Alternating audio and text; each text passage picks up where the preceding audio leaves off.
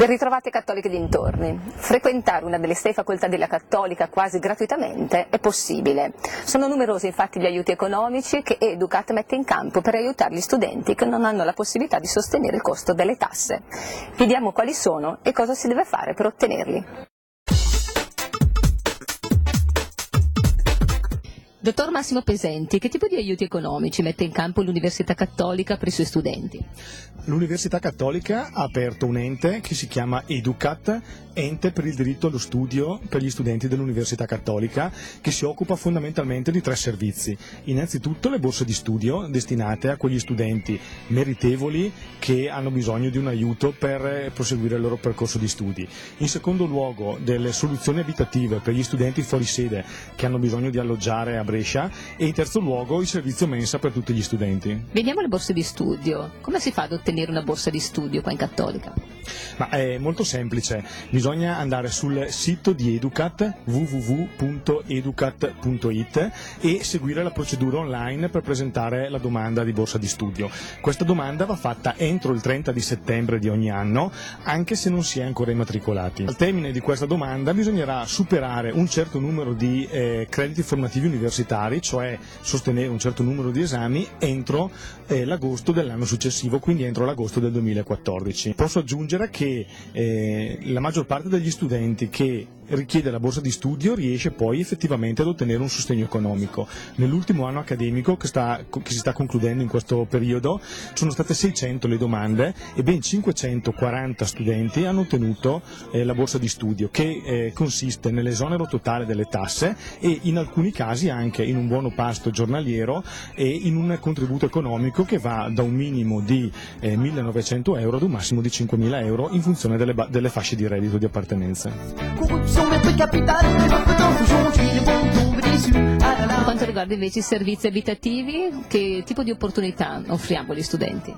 Ma abbiamo diversi collegi convenzionati e diverse residenze che possiamo offrire ai nostri studenti, a partire dal Collegio Sacro Cuore, che è un collegio femminile, per arrivare anche a delle soluzioni abitative sotto forma di appartamenti. Questa è la novità di quest'anno e attraverso una convenzione che abbiamo stipulato con la Congrega della Carità Apostolica abbiamo qui in pieno centro, in zona San Faustino, una palazzina con alcuni appartamenti dove i nostri studenti possono mettersi insieme e alloggiare in 2 o 3 persone, 2 o 3 studenti insieme.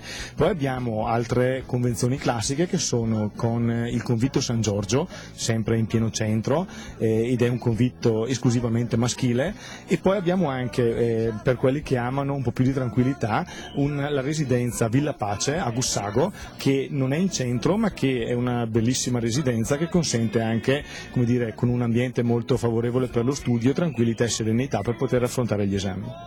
Anche qui c'è una scadenza da rispettare?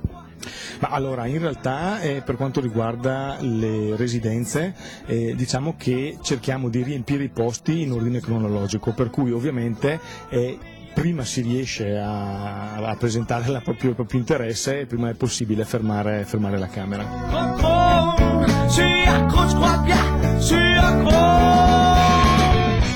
È tempo di Open Day in Università Cattolica. Martedì 9 luglio la Cattolica aprirà le porte per gli studenti delle scuole superiori. Ascoltiamo con Anna Mostardi il dettaglio della giornata.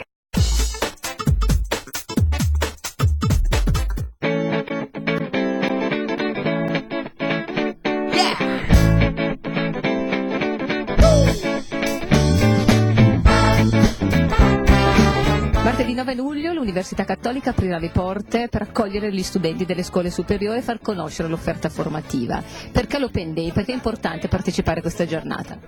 Questa giornata è importantissima per questi studenti che sono chiamati a svolgere questa scelta che sarà poi fondamentale per il loro futuro. Quindi per fare una buona scelta, capire qual è il loro corso di laurea che più risponde alle loro attitudini, bisogna avere una buona informazione. Quindi l'Open Day serve a questo: venire in sede, visitare la sede, incontrare i nostri docenti, conoscere nello specifico i nostri corsi di laurea e i piani di studi, dopodiché uno è davvero pronto per scegliere il corso di laurea a cui immatricolarsi. Quindi il 9 luglio è una giornata dedicata completamente a loro per offrire una presentazione del nostro Ateneo a 360 gradi.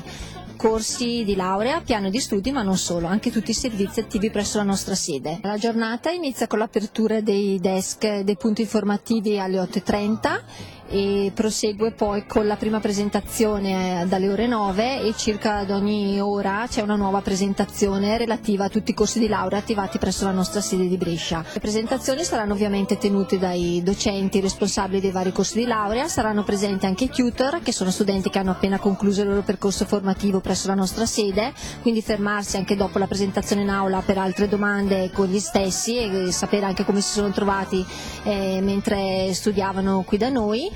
E ci sarà poi la possibilità anche di trovare tutte le informazioni relativamente alle tasse, le modalità per quanto riguarda le immatricolazioni che saranno online e soprattutto anche, argomento molto importante, le borse di studio, perché i ragazzi già dal primo anno possono richiedere e usufruire di questo servizio. Ci sarà la possibilità di far visita anche in laboratorio? Sì, visita la nostra sede, poi nello specifico per chi viene e assiste alla presentazione della Facoltà di Scienze Matematiche, Fisiche e Naturali, al termine della presentazione tenuta quindi a Trieste ci sarà modo di visitare via Musei, dove ha sede la facoltà, e quindi anche tutti i corsi, le aule, ma nello specifico i laboratori, che sono poi un po' un fiore all'occhiello di questo corso di laurea. Ci si deve iscrivere oppure si può arrivare liberamente? Allora, l'iscrizione non è obbligatoria, per chi vuole c'è la possibilità dal nostro sito, dove c'è la possibilità di trovare tutto il programma dettagliato della giornata, quindi gli orari in cui vengono presentati i vari corsi di laurea, c'è anche la possibilità di preiscriversi. Chi lo fa nel momento in cui lo accogliamo in quella giornata c'è un piccolo omaggio per loro.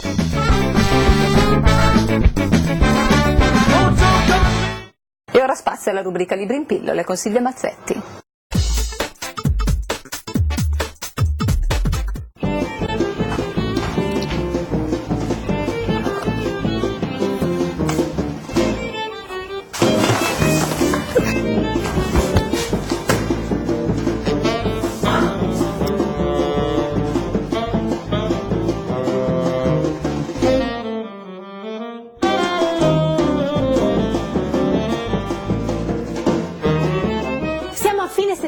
Quando una bambina di 7 anni di nome Lavinia partirà insieme alla sua famiglia per l'America, lasciando la loro amata Irlanda. Durante il viaggio però, a causa della fatica e delle malattie, i due genitori si spegneranno poco a poco. Una volta arrivati in Virginia, il fratello di Lavinia verrà subito venduto ad una famiglia, mentre la bambina sarà presa dal comandante della nave e portato nella sua famiglia e affidata ai servitori delle cucine. Lavinia è l'unica schiava bianca intorno a tutti quegli schiavi neri. In particolare sarà la bellissima Belle, figlia illegittima del capitano, a crescerla. Deciderà di non raccontare a Lavinia tante verità, come le differenze che separano bianchi e neri. Lavinia crescerà serena fino a quando adulta si renderà conto che la realtà è totalmente diversa. Questo è Il mondo di Belle di Katherine Grissom.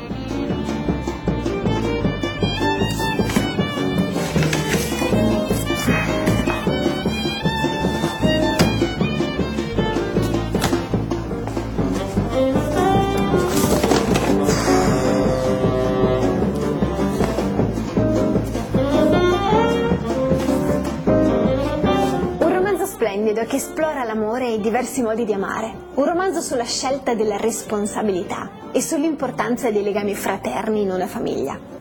Siamo nel 1950 in Afghanistan. Un padre racconta al proprio figlio un'antica leggenda della tradizione afghana che finirà per influenzare tragicamente la storia di un'intera famiglia. Il papà Sabur parte con la sua bambina Pari e il suo figlio Abdullah verso Kabul.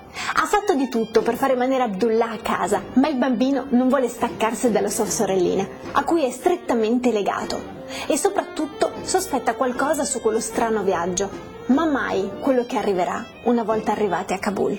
Un romanzo molto importante, come i legami di una famiglia, un romanzo lungo generazioni che attraversa interi continenti. Questo è Le corrispose di Khaled Hosseini.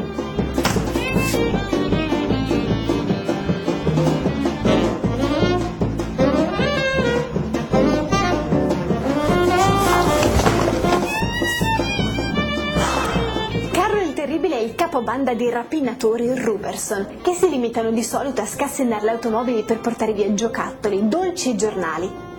Ma un giorno Carlo cambia idea e senza una ragione precisa, oltre alle solite cose da rubare, portano via una bambina di 10 anni, di nome Vera, che verrà portata dai figli dei banditi con cui trascorrerà l'estate. Per Vera, che di solito vive una vita molto monotona e noiosa, quelle nuove giornate sono elettrizzanti. Si possono mangiare caramelle e dolci a tutti gli orari e si può fare quello che si vuole, con libertà assoluta. I Robertson non sono tra l'altro interessati ai soldi, tanto che hanno trovato una cassetta piena di banconote in una casa disabitata, ma non sanno che cosa farne. Fino a quando questa scoperta arriverà a dei colleghi delinquenti, che faranno di tutto per portargli via i soldi, attirando però anche l'occhio della polizia. Con inseguimenti e molte disavventure, Vera forse tornerà a casa. Questa è la mia estate con i Robertson di Siricollo.